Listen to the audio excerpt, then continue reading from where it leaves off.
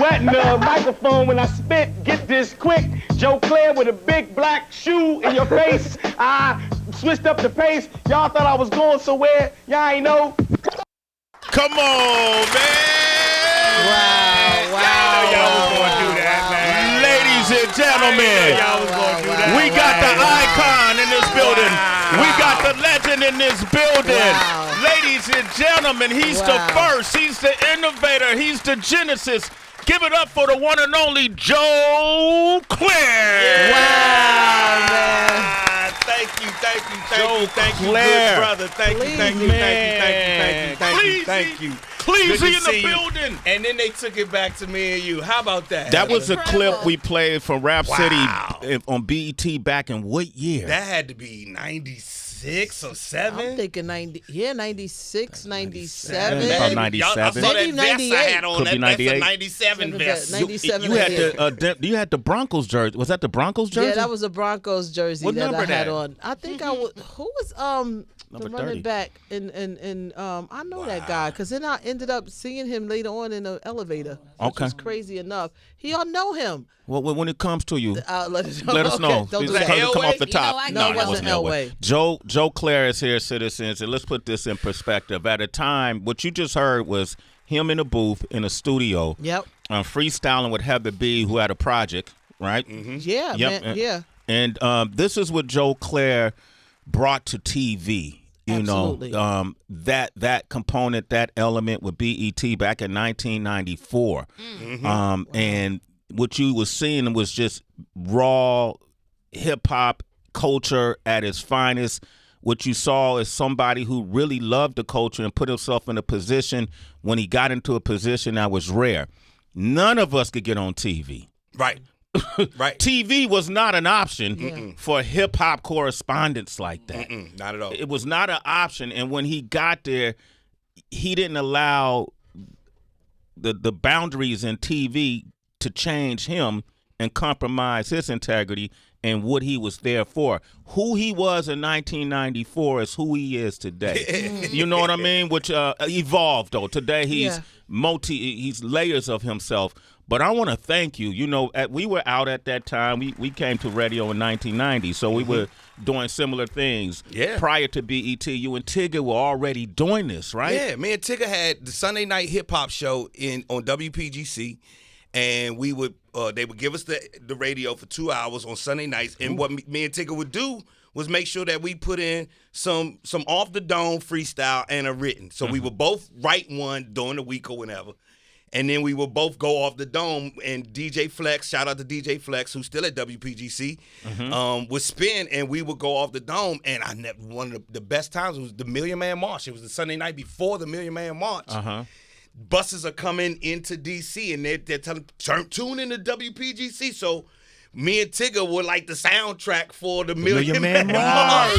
Yeah, real talk. Wow. Real talk. What was that time period like? Were y'all playing? What would you do? We was playing hip. Man, you know how many Chuck D records I played that night? You know how many X-Clan, Funky Joy, Poor Righteous Teachers. All the poor, I came with every KRS-One. conscious speech in them. Right. And I played PM Dawn. You played PM Dawn. Just to even it. Of course, we played tons of KRS. And one, because Chris changed my life, and I was a student of that era, so we played all of those kinds of things. But then we were in Washington D.C. and hip hop wasn't prominent. popular. It was Gogo, right? Nah, so I'm a Go-Go head. I'm a Go-Go kid. I'm a Go-Go head. I grew up on, still go to, still listen to. Top 5 legends out of Gogo. Oh, me and me and me and Okay. me and me. Okay. Nah. Wow. We gonna say Chuck. It's all the regulars. I got shout out to Lil Benny, shout out to Chuck Brown, shout out to Funk, shout out to Big G, shout out to Bugs from Backyard, shout out to Sugar Bear from EU. I just saw Sugar Bear 2 weeks ago. He's still in great shape and he's still killing it. Still doing the butt. Still doing the butt, but doing like everything. Yeah. Like Go-Go still evolves, even though it's still that old pocket. Like they will hit a let Kendrick and Drake put out something that's in this beef, and one of them records be cranking. Oh, you gonna hear Sugar Bear hit that joint tomorrow. For real. They're gonna redo it, right? Yeah, we gonna redo it. Hell yeah, we gonna redo it as fast as we can. Any record that crank, you gonna hear a Go-Go band redo it real fast. That's just how it goes. Some go-go bands will do rap songs. Some go-go bands won't touch them. Okay. Some go-go bands will just take an R&B record, drop that pocket in that joint, and get a female singer or a male singer to sing in front. Now that we older, that sound good, but I still like the hard. You like the hard? Why won't they touch some rap records? Just because that's the nature of that band. Okay. Just that band. But then you got, other bands that's like they gravitate straight to like the hardcore. If you come to DC, you'll hear us doing records that y'all done forgot all the way about. Records that were hits years ago. Records that were hits years ago became go-go standards. Like, you have to hit that. Like what? Give me an example. Do you know what time it is by Kumo D? Do you know what time it is? Tell me, do you know? If Rare Essence does a show without doing do you know what time it is? If like they have a regular Friday and Saturday night go-go, but then they'll be at they'll have the all-black party or the all-white party or the whatever. If they don't do you know what time it is? We gonna tear that motherfucker out? You crazy? They gotta do you it. You cannot not play that. We've been listening to that since 1987. Wow. With Rare Essence. And so when we go see them, if I ain't seen Essence in 2 years and I come out to the all black party and I want to have a good time, y'all better hit. Do you know? But they know to do that. They know to do that. They know to do that. Let me ask you this, because when I think of being from Cali, I only knew what I heard about the DMV area. So I'm curious. I know when you talk about the mixtape era, that went hand in hand with the streets, right? Like that actually went hand in hand with drug dealers. You know, early on in New York, yes, indeed. Drug dealers would pay DJs to make mixtapes and then shout them out on those mixtapes, so they could play it in their neighborhoods and be the man. Yep. Now DMV has a crazy history when it comes to street life. Yes, we do. Okay, so what was happening? Because when you watch these documentaries, so at that time in '94, what was happening? It was the same thing. Okay. So it was the same thing. We used to go to the Go-Go and to get shout-outs. You want to hear your name. So we would make a tape of the Go-Go the next day. So just like a mixtape, when you go to the Go-Go, they'll say, "Oh, I got that Essence from last night." Yeah.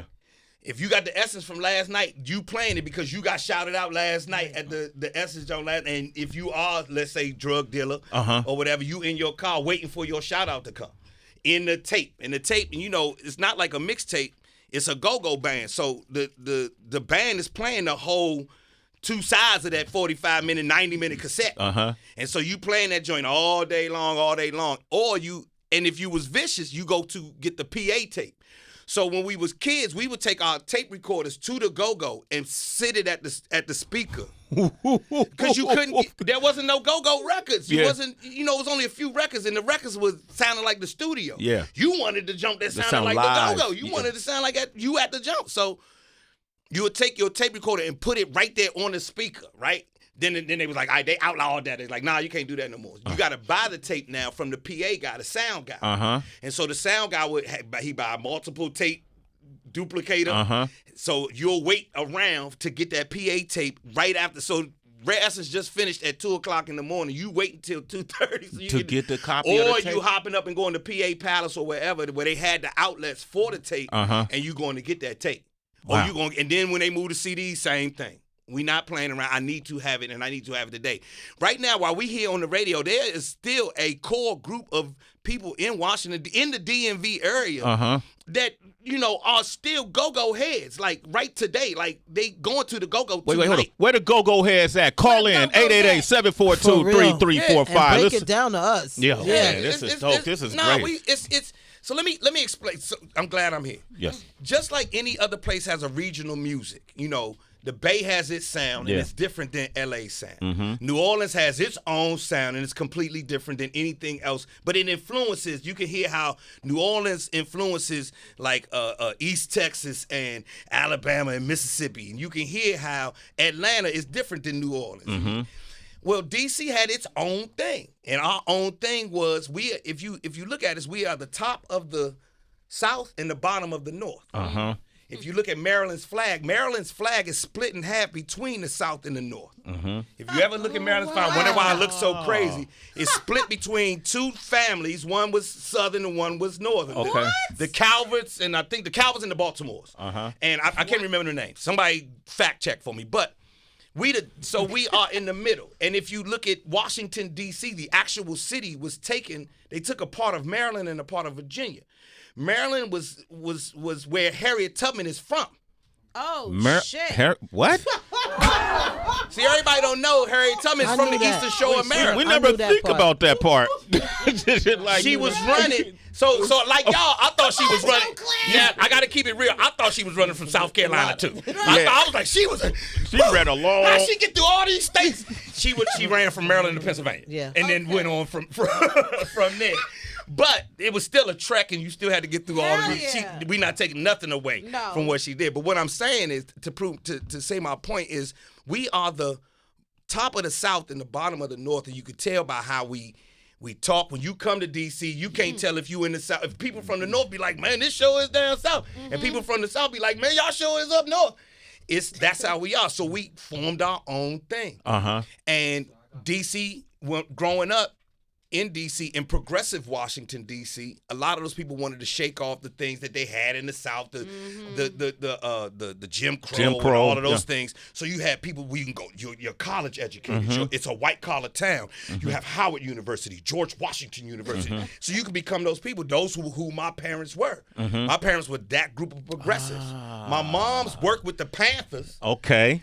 Handing out sickle cell kits because the Children's Hospital wouldn't give them out to go into the black community to do sickle cell screening. So the Panthers had the sickle cell kits. Yeah, they had a clinic. Yeah. You know, they was all about the community. So my mom's helped them out. But meanwhile, my pops worked on the Hill with Ron Dellums. Ron Dellums. Now I know you know I know Ron Dellums. Ron Dellums. In the Bay, he was the first black congressman from the Bay. From the Bay in California. He set the standard for blacks at that time for progressive moving blacks. And my pops worked on the Hill with him, so I got the Panthers at home and the Hill cleaned up. But the flip is go ahead. I want to hear the flip. Go. I just want to say the flip is that my mom's was an intellectual. She comes from academia. She was very smart, very bright. She's an author and professor and all that other stuff. She went on to do that. My pops was an attorney and the weed man. The weed man. Yes, indeed. Did he grow? I don't know what he did. I just know. I don't know. When you say the weed man, that implicates a whole lot. No, well, let's keep it a buck. Yeah. I'm gonna keep it a buck with you. I asked him when I was in my 20s. I said, "Pop, how you got weed and you a lawyer?" He said, "This America, man. America been playing games with us for forever. You think I'm about to turn down this money that I make?" And he only had weed for. He had a clientele of upwardly mobile black folks who came through, who I knew. Who wanted to medicate you through the... Yeah, they smoking weed. Through cannabis, Yeah, they smoking reefer. So, they smoking reefer. Yeah. Miss Johnson, Miss whoever. The Miss Johnson was smoking? Yeah. That's what she was doing outside on the patio. And the wild part is these people are doctors, lawyers, judges, teachers, business owners, and the like. Just like they are now. Just like they are now. So it was nothing new. And so out of that, DC had just this mix of pride in who we are. Yep. Pride in what we get to do. Pride in that we aspire for the better things in life. We were a white collar town, so there's a big debate between who wore what first, because in DC we like to take credit for a lot of shit. Let's talk about New Balance. I did a whole panel discussion about this last year. Down there somewhere. I was in D.C. and it almost got into it. People were from Baltimore and D.C. What is this? Exactly. So, Joe, people were mad at me, man. Like I was just moderating the discussion. Yes. About sneakers. Sneakers mean a lot to everybody in every city. So when in the 80s, when drug dealers start making money, they want to look like the lawyer they see. They want to look like the doctor they see. That's why the BMW became the car. You couldn't drive a Jetta no more. A Jetta made you look like you was a dope boy. The BMW made you look like you might be legit. Yeah. The New Balance with the guy, 900s. Yeah, my pediatrician or my son's pediatrician wears New Balance when he goes running. Oh, let's get New Balance then. That was what we were aspiring to. So when I saw like everybody started wearing New Balance, I was like, oh, for real? Y'all 40 years late. Y'all 40. This New Balance crazy. That's 40 years ago for me. I don't even buy New Balance. Oh, you talking about when you see it today? Today. Oh, yes, it's come back. It's come back. But where did it start? In Baltimore or D.C.? D.C. Definitely D.C. Everybody in Baltimore says Baltimore. I'm sure Baltimore. Now, I'm not taking nothing away from Baltimore. Okay. Now, I went to school in Baltimore. I went to Morgan State University. My wife is from Baltimore. Okay. Now, what most people don't know in D.C., outside of D.C., Maryland, and Virginia, is that Baltimore and D.C. do not coalesce, if you will. The black people from the African American community in Baltimore and the African American community in D.C. do not ever, for the most part, come together. What is the Willie Lynch reason why not? I want to say that that has a lot to do with Okay. it. Could you imagine how powerful it would be if those two majority black cities decided to get their heads together and say, "Oh, we one big superpower." Be over. Yeah. It'd be over. And if you look now, I mean, Maryland's got a black governor, and a lot of the people that's moving into Maryland government and D.C. government went to high school and college and everything else together. Okay. So there's some things forming right now that bode well for blacks in both cities to unify at some point. Maybe in my kids' generation, there won't be such a divide. Well, it need to happen, man. Joe does. Clair is here, the legend, the icon. He co-hosting the whole show today, Yes, y'all. he is. So we got callers. I want to come back with some of these callers. DC is stood up, man. DC is here. Word. What? Joe what I'm Clair talking is here. Pleasey. We're going to talk about this Rap City. Where did it all begin? Word. We're going to talk about this BET Cypher. Talk Where did it all begin? And how did he get the job? Right. Shade 405 with the Joe Clair Morning Show. They need that back. Oh, let's get that back. Y'all want that back? They need the Joe Clair Morning Show back in D.C. Let's get it. Well, I'm on the news now every day. So in where are DC. you on the news? On Fox 5 every day. It's called the DMV Zone. I'm on 3 o'clock every afternoon. Shout out to my squad, Marina. Hey, Marina. Hey, Marina. What up, Kevin? Kev. What up? Hey, Haley. Haley, our producer. This is Okay. her first hip-hop shout-out. Hey, Haley. Hey, what's up, Haley?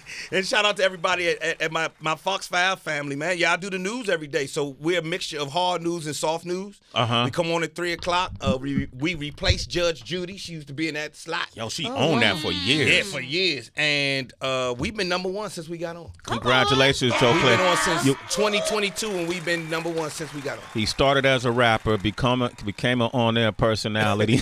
Well, I started as a comedian. Comedian. Everybody right? forgets that Yeah. part first. Yeah. And a lot of people thought I was hosting the show first. Nah, I was a comic first. That's how I got out the house. So comedy came before. Yeah, comedy. That's how I got the job. But see, I saw you first rapping. Exactly. Yeah. That was the. You saw me first rapping where? On Rap City. On Rap City. Okay, yeah. So I you didn't see thought you- you thought I got Rap City because I was a rapper? I did. I didn't know. I mean, Hell nah. but why is that so bad? So- Being a rapper was cool back then. So for me, Okay. So for me, I was too comical to be a rapper. Okay. Meaning when I rhyme, the real rap niggas will look at me like, come on, man. You cracking jokes. We in don't there. believe none of that shit you say. Okay. All right. You know what I'm saying? It's not like how I rap now. It's like now I can rap like a grown man. But back then, as an MC, it wasn't happening. As a comedian, it was happening. But my affinity for the culture and for hip hop and for all things that was us at that time just led me into television. I was a comedian. I wanted to get into television and radio, and Rap City was sitting there, and I decided to start calling BET and got the job. You called them? I called BET and got that job. They already had raps. Oh, because Chris Thomas. the mayor. Yes. Is he the first? So Prime is actually the first. Okay. There was a brother named Prime. Shout out to Prime.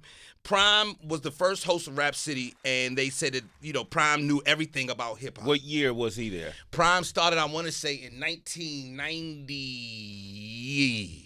Maybe Okay. 91. Okay. Maybe 91. All right. Wow. And then Chris Thomas. And Chris Thomas kind of catapulted the brand. It was Chris Thomas that he had such a unique style of presentation. voice. And he still does. Me and Chris, Detroit, if you listening, me and Chris will be in your town at Mike Epps' new comedy club on the 17th and the 18th. Me and Chris Thomas, 3 shows. It's called the Rap City Reunion. Me and my OG. So Chris is the OG for a lot of comedians that you know now. Like, Okay. So the DMV has myself, Donnell Rawlings. Shout out to Donnell. What up, Donnell? Hey, Joe Clair said he taught you how to cook, I Donnell. taught Donnell everything he know about cooking. The Dave Chappelle's Martin. Well, Chris was telling jokes with Martin Lawrence, Tommy Davis, and Teddy Carpenter. Oh, wow. And all those. And Chris. So Chris was Whoopi Goldberg gave him the nod on the title. Stamp. Okay. Yeah, the stamp when he was on the Young Comedian special that they used to have every year back. And I want to say Chris did that maybe in 89-ish. Wow.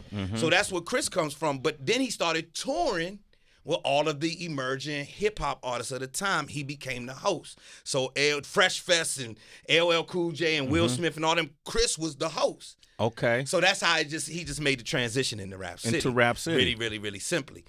Now, so both of us have another whole comedian arch to our life that, we still go out and tell jokes every weekend. Like every weekend. You still doing that? Hell yeah. You telling jokes tonight. I'm in the Salsa Con Fuego. Bring your ass. That's tonight. Bring The your old big Jimmy's. head The old ass Jimmy's. to Salsa Con Fuego. In the Bronx. Hell yeah. And it's going to be packed, and it's one of the lit.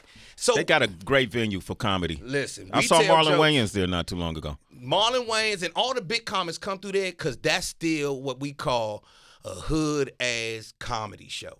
Meaning the people who come to that show expect high energy and Def Jam style laughs. Oh, okay. You have the other mainstream shows where you can come out, relax, and present who you are. These other shows that I do, Chicken and Hennessy show, it ain't the Chitlin Circuit no more. It's wings. The Chicken and Hennessy Chicken Circuit. you can smell it from the parking lot. When you pull up, you be in these little towns all up and down the East Coast, all up and down the West Coast, down south in the Midwest, and you go and you do these gigs, and these people love you. Yeah. They give you all of the love and respect. So I love doing these jumps, right? I do arenas. Like I just toured with Samoa and Bruce and everybody for a year, and that was beautiful. It was big arenas and gorgeous. But like going to the Bronx Yeah. to tell jokes on a Tuesday? Who the fuck come to a Tuesday night comedy show? They got problems. Yeah. They got issues. They need a laugh. Right. They can't because they need some shit. They drinking hard brown liquor. They done smoked all the weed, and you better be funny. You got to be funny. And so, we still do that. And Chris and I, and there's an army of us who are still out here. If you see us in your town, come see us because we still Y'all still doing it. Chris Thomas. So let's give him his props. Oh, See, yeah. he opened the door in the DMV area for comedians such as Donnell Rawlings, Dominique, myself, Dave Chappelle. I don't know if Chris and Martin are the same age or if Chris was before Martin Lawrence, but they're around the same time. Tommy Davidson, Teddy Carpenter, Pierre. Wow. Let me shout out T-Rex. Let me shout out Royale Watkins, who's producing everybody's joints right now. Royale from home. Man, if I forget, Jay Phillips, what's up? Man, who am I forget? I'm trying to make sure I don't forget it'll nobody. come back to it if you do. I get when it. I come back, I got you. In this conversation, it'll come to you. Yes, it will. No, there's something.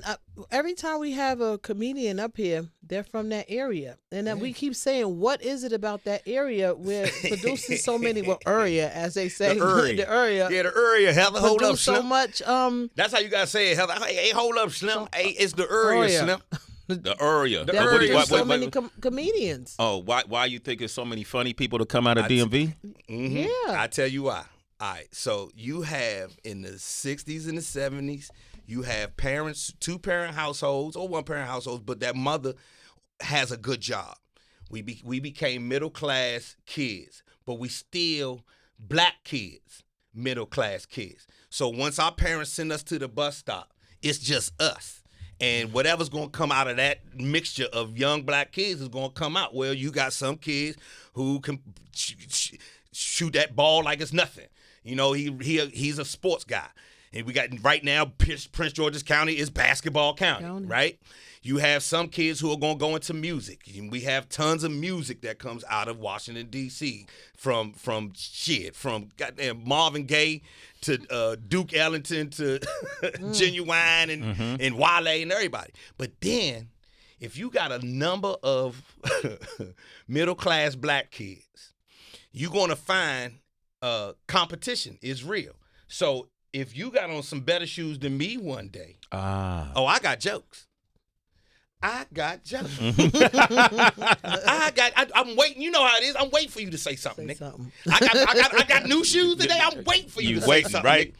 And a culture of that grew out of my brother's generation. My brothers are 7 years older than me. So out of their generation of culture of just fucking funny. Can I? Yeah. It's serious. I thought I could. I couldn't remember. Fucking hilarious. You're right. Comes out. You double down on that fucking. Yes, I noticed that, right? Hilarious comes out, and out of that comes, like, you have to be funny if you open your mouth. If not, shut the fuck up and go over there and learn how to slap box or something. Because niggas are hilarious, and you gonna get mad. Like, I don't do roasts. I don't do. They invited me to be part of what's Nick Cannon's show? Wild 'N Out. Yes. Years ago. Salute to Nick Cannon, man. That's Big a salute to Nick behemoth right there. Think he ain't? Okay. But at that time, it was a whole bunch of go back and forth, and I was like, I can't do that. Because either I'm going to hurt these niggas' feelings or I'm going to steal somebody in their job. Steal somebody so OG. That's how. Snuff them. That's where we come from. Like, if you notice, it's only a few DC comedians who can go on like a Wild 'N Out. Donnell was able to do it, and when I called him, I said, hey, yeah, how you do that? Because why you ain't smack nobody? And he said, I just had to learn to calm down. It's not personal. And you notice, you won't see no DC comedians doing no roast. You ain't about to roast no DC comedian. Because if you do, I'm going in on what I know about your mother and them. It's going to hurt. It's personal. The shit that's coming out my mouth going to hurt. So you we like don't. Kendrick and Drake. Yeah. Yes. Yeah. Yes, we take it that seriously. Think about it. If that's what you got to get you out the hood is these jokes. I'm not fucking playing. There you go. I'm serious, and I'm gonna hurt your feelings. You gonna feel bad. You came up, and they like to test me because I'm jovial and amicable or whatever fucking word you want to name, or I'm gonna light your ass up. Joe Clair is here, citizens. Crazy. Okay, the lines have lit up. We got Lay on the line. She's in Portland, but you're from Maryland, Lay? Up in Maryland. Hi, yeah, I am. I wanted to say what's up, Joe. Hey, you just made my morning listening to this. Hi, guys. I'm a first-time. we got a first-time caller. Yo, Joe, we've been here since 2011, and we get first-time callers every day. Crazy. That means you're growing. Thank you. And Lay is a new member of the tribe. Lay, what you want to say to Joe? I just wanted to say, made my morning listening to you. I grew up in Frederick and love Gogo, Backyard Band, Northeast Groovers, Rare Essence, all of that just made my morning. If you know, you know. If you know, you know. If you know, you know. Thank you so very much. We appreciate that love right there. The Gogo Coach is still. Make sure you download the Gogo Royalty app, all access app. You can listen to all old Essence, old Air Raid tapes, old Chance Band, everything. Prophecy, everybody. All of that. Absolutely. Hey, yeah, you and Tigger in the mornings are great too. What was that? I'm sorry. What you say? Oh, I remember listening to Tigger and Joe Tigger, and all the things. Me and Tigger in the morning. Yeah, Tigger had the morning show. That's right. I used to listen to that back on the 92.3, I think it was. There you go. Yeah, she really been following you, Joe. Yeah. Joe, wait, Joe is an icon from that area. Yeah. You know, right? And Absolutely. for so many reasons. And Lay, you're a citizen. That's why in the All morning. right, thank you, Lay. Thanks for calling, Thank okay? you, Sway. All right, you're very welcome, man. Who we got on the line right now? Who that? Who that? But y'all know who it is. It's the number one. Oh, man. It's Donnell Rawlings. Don't. Before we start, before you start, y'all, you know, can I do it one time? No. Go ahead. Go ahead and say it. This is my good friend Rawlings. What? This is Rawlings. Rawlings, sir. Rawlings, That's what they used when I was in Korea. That's how the Koreans, they don't have the letter R in it. They don't say Rawlings. They say Rawlings. Rawlings. Get out. Rawlings. Get This out. my friend. We gonna get killed over there. Yeah, that was an inside joke. Courtesy of Joe and Donnell. And racist. Yo, Donnell, what's up, man? I didn't know that Joe was before you. Yeah, he was before me. He beat me out of every job I ever went for. He didn't tell you that. So this nigga used to be so happy. Every time he was happy, I got madder and madder. oh man, I'm gonna be on Rap City. Oh man, they got me on so. I mean, nobody want to hear that good luck shit. Let me tell you something. He talking. First off, there's a couple of things I want to correct because I heard it through the grapevine that Joe Clair said that he taught me how to cook. First off, just because a nigga cuts some lemons and squeezes over vegetables, that don't make you a chef. So Donnie, can I tell that story? Let me tell you. So Donnell come to my house. Donnell would come. He would come to my house every day, and I like to cook, right? So one day I made some regular chicken and rice and broccoli. Before you say that, I will say Joe cleans his chicken. Heather doesn't, but go ahead. You a lie. Be cold, man. Wow. Go ahead, So I just made some broccoli, butter, salt, and then I squoze a lemon on it, right? And Donnell was sitting there like, Squoze. yeah, squoze. That's a DC word. Yep. Donnell was like, hey man, what the fuck is that? I said, don't worry about it. There's some new shit. When you get it, next time you got a girl over the crib, make sure you put the lemon on it. She gonna fuck with it. He said, man, let me taste it. Man, this shit good as a mother. From now on, Donnell that's when he started. You seen him, Heather? That's when he uses started. lemon. He even put lemon in his potato salad. Oh, yo, don't even do that. Don't even do that. And then Joe talking all that tough stuff, but the nigga had a cat. The nigga had a cat. Oh, yeah, I had a cat. I love my cat. The nigga used to walk the cat, and I lost this cat one time. Donnell lost my cat. Let the cat out the fucking apartment. He said, whatever you do, don't open that window because the cat gonna go out. Of course, I did that.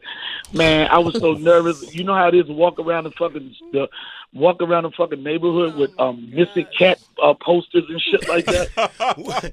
So I was a social worker before I got into this, right? And one of the kids in the program I was working with brought a cat home one day, and they couldn't keep the cat. It's like, well, what we gonna do? I was like, give him to me. And I kept the cat, and I had the cat for years. Noop was his name for my frat. Did you find the cat after Donnell let him out? Yeah, hell yeah, he came back home. The But cat you know how it is? I'm walking through the alley. You trying to find a cat. The dog is different. I'm walking through the alley talking about. You don't do that for no goddamn cat, man. I remember, I just remember, young, that you lost my cat. I just remember till right there. Yeah, but I just want to call in and correct that because y'all know, in the words of Cat Williams, this is the year of the truth. And all that shit that Joe was talking about, they know. In the words of Cat Williams, they know I'm coming. I know I'm coming, and I'm going to do the best job that I can. I love it. Donnell, where you performing up next? Where you at in the Black and Mild tour? I'm at the Black and Mild tour. If you go to DonnellRawlings.com, that's on. I got the Stress Factory coming up. I think that's the weekend of the week of the 17th. And you know, like this is my 4th year of doing Donnell Land Memorial Day week in Ohio. So if you go to DonnellRawlings.com, y'all can get more information on that. And also this year, Donnell Land, I'm having a seminar where we teach black women how to clean their chicken because in our community right now, that's why you're gonna be up there by yourself. Let me say this.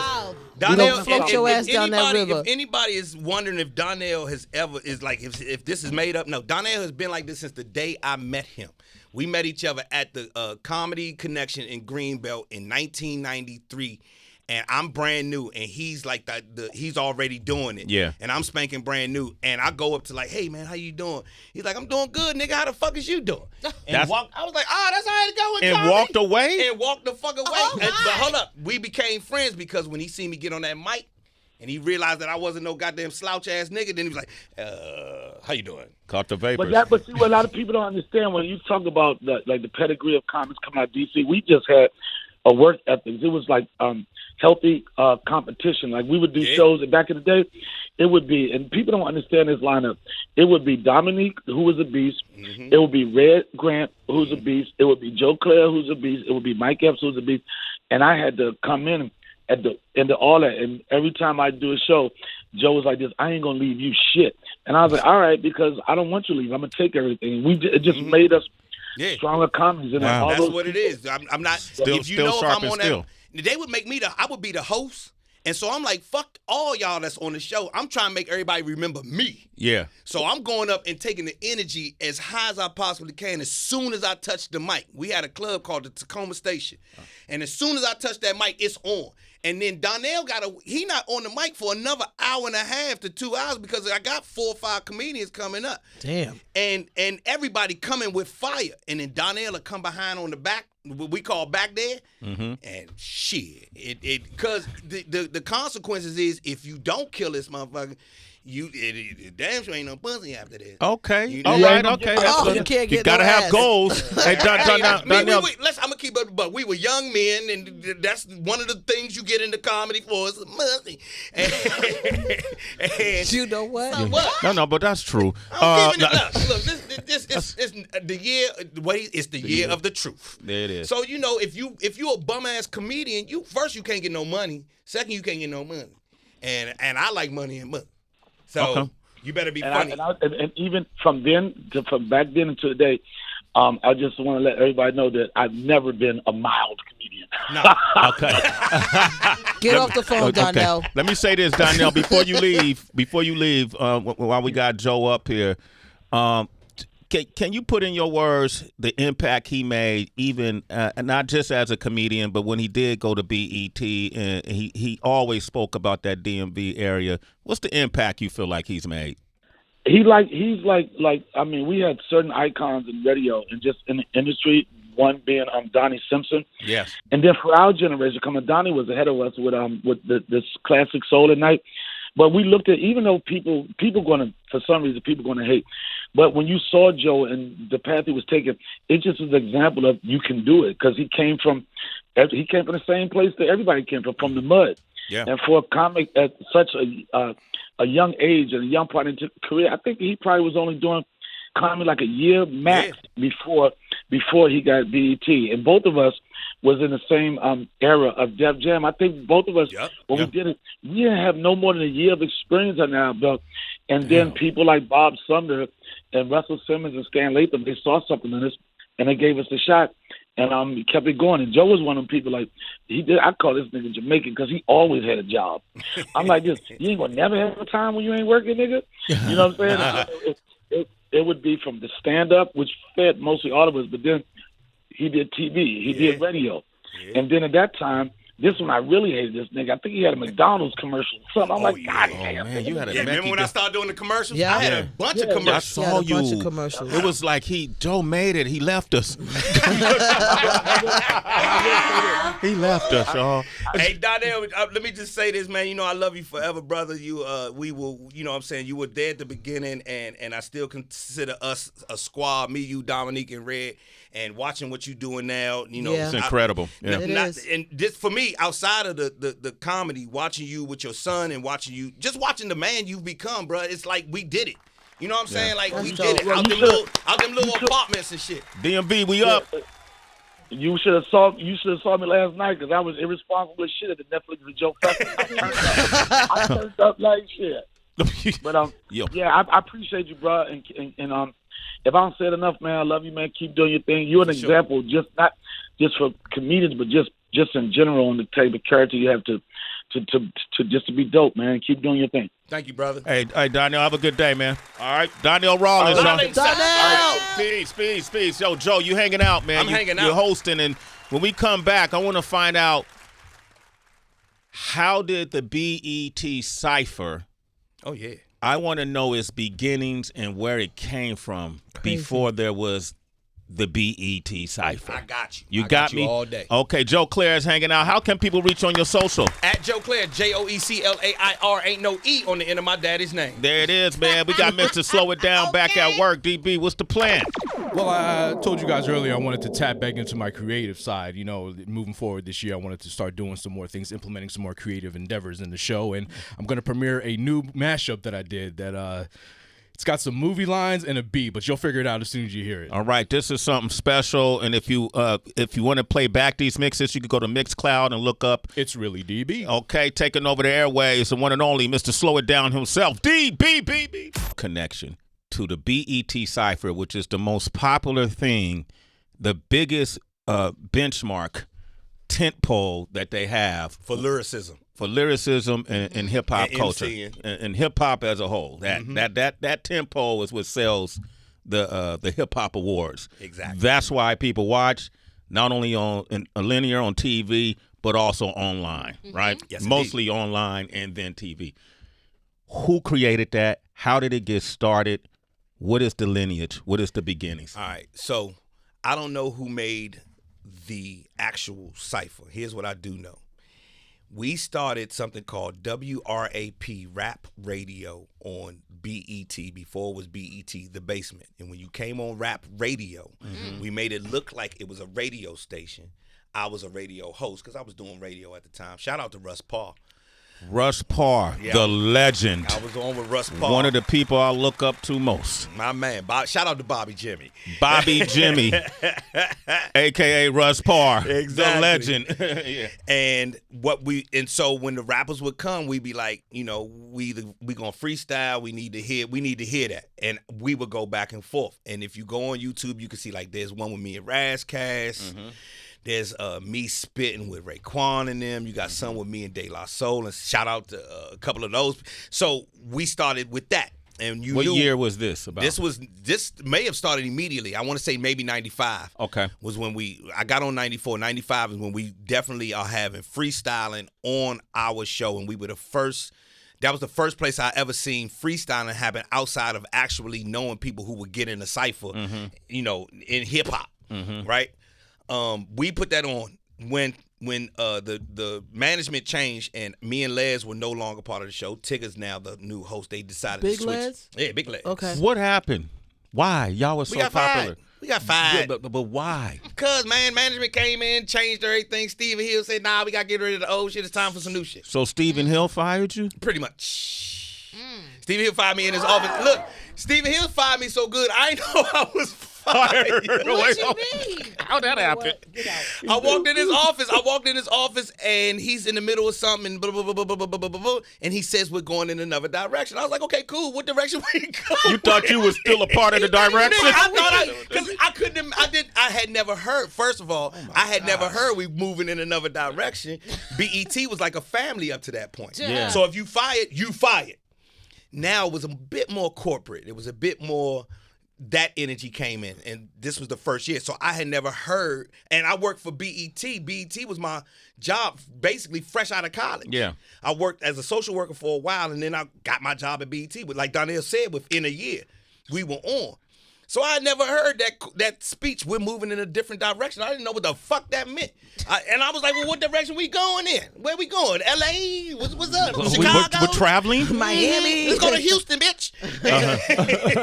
And then it dawned on me, like, after I left his office, he was saying, you're no longer a part of the show. That you're fired. Did it crush you? Nah, I mean, it was. You don't like to get fired. Okay. But I'm a comedian. I had a show that night.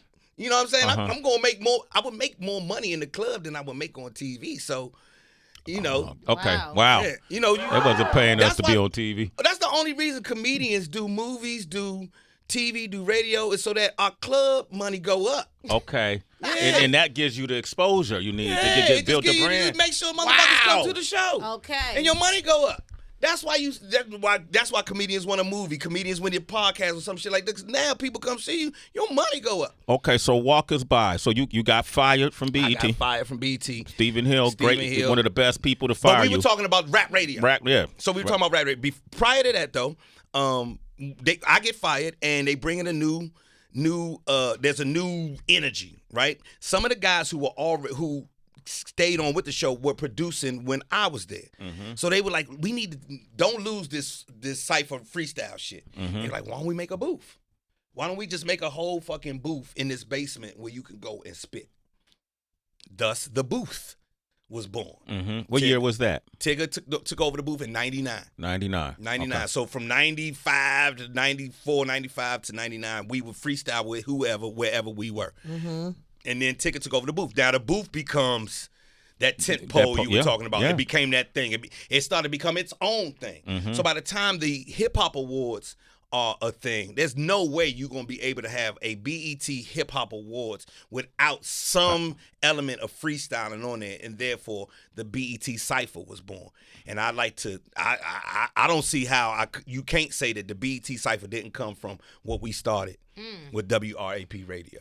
And you got it right here. Yep. Point blank period. Have you guys? Well, I shouldn't say guys, but have you been invited back to like the BET Awards at all to maybe present an award or speak on behalf?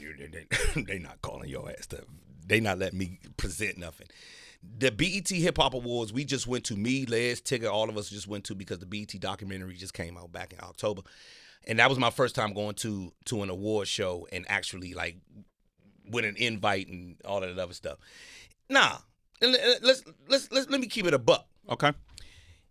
If you guys leave Sirius XM tomorrow and 5 years from now Sirius XM starts the Sirius XM Awards, they not calling y'all. Oh They not calling. think so? No, let me say it this way. Basketball players, they not calling y'all. Let me hit you in the head. They not calling y'all. You're not gonna be there. You may come if they decide to do some nostalgia. Yeah. Right. But if it's not nostalgia, they not calling your ass. Yeah, they not like, Joe Clair was so cool. Let's make sure you get a pair of tickets. No, that doesn't happen. Does MTV call and say, hey, you started reality TV? They actually call. They call. They do? Yeah. They call her a lot. Damn. Damn. But you know what? Oh, No, damn. but I'm gonna tell you what. But think Here we go, about BET again. Might be you and BT. No. But think about what that channel. MTV changed its entire format. It's Right. no longer a music video channel. Right. It's all reality shows. So you know what I mean? It's different. Right. It's Yeah. just Nah. So I don't get called. I got invited to. Yeah. Let's go ahead. Cut to the chase. It's just you. Yeah. I don't get No, called. it's not. It might just be me. It might be Stephen Hill don't fuck with me. I don't know. Salute to Stephen Hill, though. Shout out to He's Stephen not, Hill. he's not took still that at brand- BET no more. No. He took Yeah. that brand, and Stephen Hill took that brand and killed the game with that shit. So but no, I don't get invited. But I don't trip. Yeah. Right. That's I the don't most trip. important part. Yeah. I think one year I was like, all right, it's about time they called me. But after that, if I go, I go. If I don't, I don't. I'm happy with what I was able to do when I was able to do it. And sitting there watching the Cypher, I could sit there and say, oh, he's a bum. Oh, he good. He Right. sucks. And that's it. Sometimes people call, hey, man, did you see the Cypher? Sometimes ex-hosts or people that I work with, hey, man, what you thinking? Blah, blah, I'm going to use that next year or some other shit like that. But that's just what it is. Okay. Joe Clair, man. But I'm in the thank house you. with my wife and kids, man. I ain't thinking about that shit, man. But thanks for breaking down how the Cypher evolved. Do we know the first time the word cipher was used? Because I'm realizing right now I've only heard it in the context of hip hop. Is that our term? Yes and no. So I learned it from the gods and the earths, the 5% Nation. So I learned it from them when I was at Morgan State. That's where I learned it. And when I was Okay. so I'm at Morgan State, and in the like 89, 90, 91, we had young brothers who were coming to school who were 5%, and they would have ciphers, and this was a serious like circle. You can't get in unless you know how to get in, and it ain't no bullshit. And sometimes they in there doing the math. Mathematics. If they doing the math, yeah. I didn't have nothing to do with that. But the other times it became like a freestyle cipher, and it would be, you would know that the MCs who were at the school or in the community who were serious about it would be at that cipher at a certain time doing the thing, and that it was a real thing. Right. And so that's why we started calling it a cipher outside of that, and people taking it. Brand Nubian. But I was gonna say brand new, Grand Poobah. Yeah. Masters of Shit, Ceremony. Derek Angeletti had a group called Two Kings in a Cipher. Two Kings in a Cipher. We heard it there too. And then my uncle Silas, when I was younger, he used to talk with a lot of men. And I was so young, I didn't understand the words they were using. And he used to always say, son, come join the cipher. Join the cipher. Yeah, and that's when a bunch of people would get together and Gods and the earths. Yeah. Now, I'd like to say it's a comedic word that came from, but I don't know. Oh, damn. It's like you're going to talk about Kemet? All right, hold on. It's a comedic word that came through, and the Greeks tried to take it. And Then people used to say. I've heard black people use it. Then people used to say non-cipher at some point. Non-cipher. Non-cipher. Yeah. Oh, I never heard that. Yeah. That ain't. So proper. that's how the cipher came about. When That's how somebody the- say non-cipher, it ain't proper. That ain't proper. B in Minneapolis, you want to say something? Welcome to the show, B. Hey, yo, what up? I know I'm a senior citizen already of Sway in the morning. Hey, yo. Hey, yo, Joe Cleasy. What up, man? I just wanted to give you your flowers, man. You taught me an amazing you taught me something one day when I first started doing comedy. You came to do a show in Minneapolis, and you were performing at the Fine Line, and the brother, rest in peace, D. Rach, couldn't make it, so he gave me a check to give to you. and you were in the basement, and I came up to you, and I was like, hey, yo, Joe Clair, it's so nice to meet you, man. You were like, I was like, yeah, so you going to be going on at this time? And you like, hey, bruh, I ain't going on unless I got my check. And I remember that to this day. So before I even go up on stage, I always ask for that money. Yeah. Before I go up there, so I appreciate you. And you went up there, and then the joke you were telling, you were singing a song about Bernadette. You were like, Bernadette, it's so warm and tender. So I just wanted to say thank you, man. And I remember you being on the radio on WPGC, so working with you was like a pleasure and an honor, man. So here go your flowers, man. You one of the greatest ever, yo, with hip hop and comedy. Dude, you're the best, man. Thank you so much. Man. I appreciate you more than you ever know. Thank you know that really happened. He remembered the song, the check, everything. Yeah. So there is a joke that I have called Bernadette, and oddly enough, people still request that joke, bruh. Around the country, people still ask me if I'm gonna do that joke if they see me before. Hey, you gonna do Bernadette tonight? And so thank you so very much. But number one, if you're a comedian, you better get your money before you go up, man. Fuck is you doing? Hell yeah. These promoters are running away. You can't find them after you done told the jokes. job. And has that happened to you? Nope. Hell yeah. Damn. Oh. That's what taught me to learn. Get your money first. Front. Wow. B, what's your name? What's your stage name? Yo, I'm Boima. What? Boima Freeman. Heather, I follow you. I be throwing all types of jokes about the good chicken you be posting, yo. Boima Freeman. Heather. What them jokes That sound like a region near Mongolia. Boima. Hey, Boima Freeman. Hey, Sway, don't fuck with me. I'm from Africa. We don't play that shit. Sway from Africa too. I'm scared. My brother. My brother. My brother, we don't need the violence up here this My morning, brother. my brother. What's your Hey, Instagram? I am a dual citizen of Sway in the morning. Oh, man, I love it, man. Get him out of here. Good save. Don't hang him up, Joe. Oh man. Damn, Joe.